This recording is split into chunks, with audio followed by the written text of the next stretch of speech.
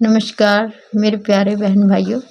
इस वीडियो में मैं आपके लिए माघ महोत्सव का तीसरा अध्याय लेकर आई हूँ।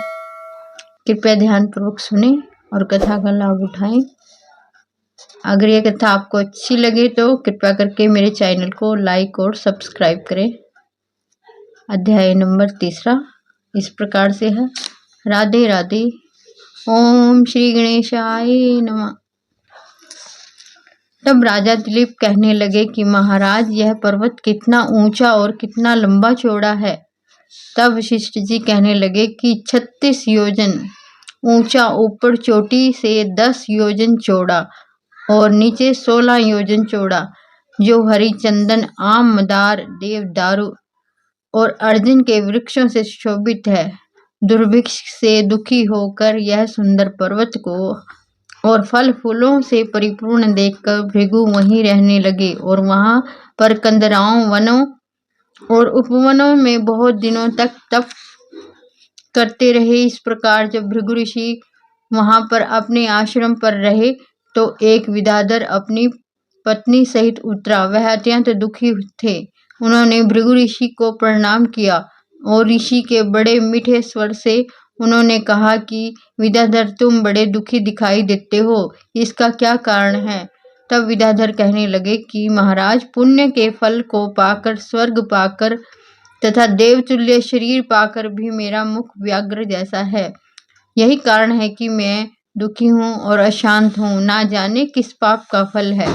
मेरे चित्त की व्याकुलता को दूसरा कारण सुनिए। यह मेरी पत्नी अति रूपवती है, मीठा वचन बोलने वाली, नाचने और गाने की कला से अति प्रवीण, शुद्ध चित्त वाली, सातों सुरों से वाली, वीणा को बजाने वाली, जिसने अपने कंठ से गाकर नारद जी को भी प्रसन्न किया, नाना स्वरों के नाद से वीणा बजाकर कुबेर को प्रसन्न किया, अनेक प्रकार के नाच तल से शिवजी महाराज को अति प्रसन्न और रोमांचित किया, शील, उदारक रूप और यौवन में स्वर्ग की कोई अप्सरा भी इस जैसी नहीं है।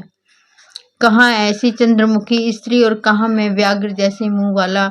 यही चिंता सदैव मेरे हृदय को जलाती रहती है। विद्याधर के ऐसे वचन सुनकर तीनों लोकों की भूत, भविष्य और वर्तमान की बात जानने वाले तथा दिव्य दृष्टि वाले ऋषि कहने लगे कि हे विद्याधर, कर्म से विचित्र फल को प्राप्त हो जाते हैं।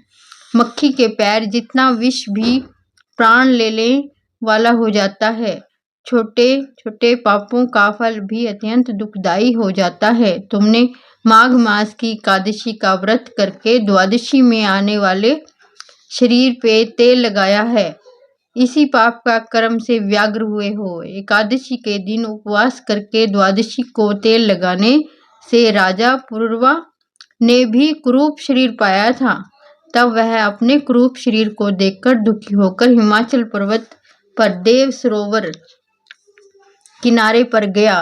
प्रीतपूर्वक शुद्ध स्नान कर कुशा का आसन पर बैठकर भगवान कमल नेत्र वाले, पीतांबर पहने, वनमाला धारण किए हुए श्री विष्णु भगवान का चिंतन करते हुए पुरुरवा ने 3 मास तक निराहार रहकर भगवान का चिंतन किया। इस प्रकार 7 जन्मों से प्रसन्न होने वाले भगवान राजा के 3 महीने के तप से अति प्रसन्न हो गए और माघ की शुक्ल पक्ष की एकादशी को प्रसन्न होकर भगवान ने अपने शंख से जल से राजा को पवित्र कर दिया।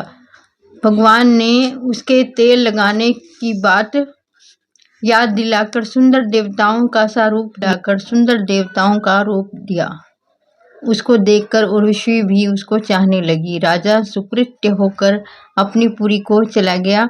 भृगु ऋषि कहने लगे कि हे विद्याधर, इसलिए तुम क्यों दुखी हो रहे हो? यदि तुम अपना ही राक्षसी रूप छोड़ना चाहते हो तो मेरा कहना मानकर जल्दी ही पापों को नष्ट करने वाली हेमकूट नदी में माघ में स्नान करो, जहाँ पर ऋषि सिद्ध देवता निवास करते हैं।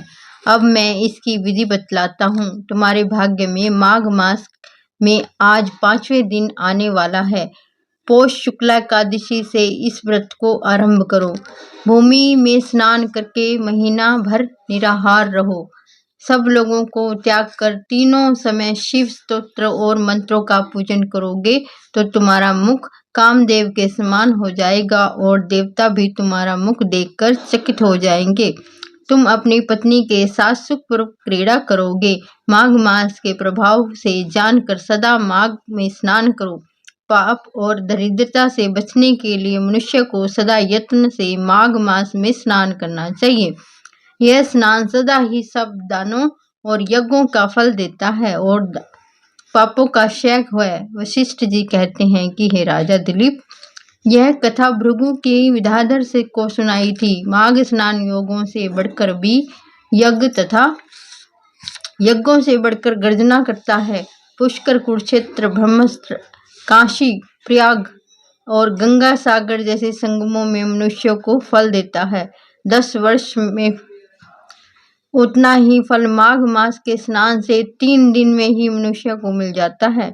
इसमें संशय नहीं है। चिरकाल तक स्वर्ग में रहने की इच्छा करने वाले मनुष्यों को सदा यत्न में माघ मास में स्नान करना चाहिए। आयु, आरोग्य, धन, रूप, कल्याण और गुण प्राप्त करने वालों को माघ स्नान का कभी नहीं छोड़ना चाहिए। स्नान करने वाला इस लोक तथा परलोक को सदा सुख पाता है। वशिष्ठ जी कहते हैं कि दिलीप, भृगु जी के इस वचन को सुनकर विद्याधर अपनी स्त्री सहित उसी स्थान पर पर्वत के झरने में माघ स्नान करता रहा और उसके प्रभाव से उसका मुख देवश्रेष्ठ हो गया। वह मणिग्रीव पर्वत पर आनंद से रहने लगे और भृगु जी के नियम की समाप्ति पर शिष्यों सहित ईवा नदी के तट पर आ गए। तीसरा अध्याय समाप्त। अब हम पढ़ेंगे चुटिक विनायक की कहानी। एक बढ़ई था, वह 4 सोटे रोज घड़ा करता था। 2 सोटे तो अपने बच्चों का पालन पोषण में करता था और 2 सोटे चुटिक विनायक के नाम पर रख दिया करता था। एक बार स्वप्न में आकर चुटिक विनायक महाराज जी उसे कहने लगे कि सारे शहर में बहती आएगी, तेरा कुछ नहीं बिगड़ेगा। वह कहने लगा कि अच्छा।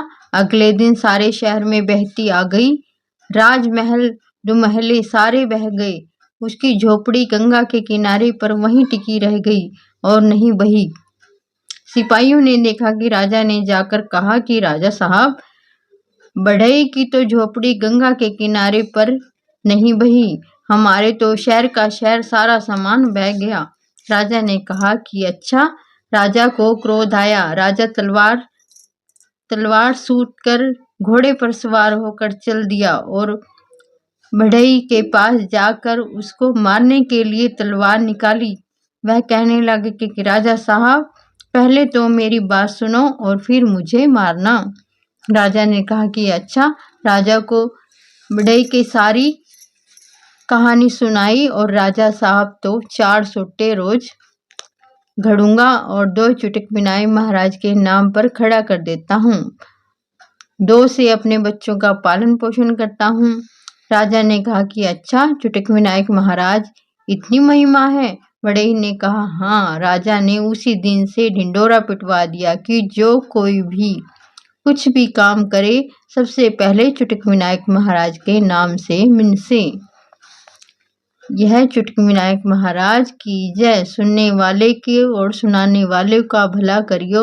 जय हो चुटिक महाराज। धन्यवाद दोस्तों। मेरी इस वीडियो को लाइक और सब्सक्राइब करें।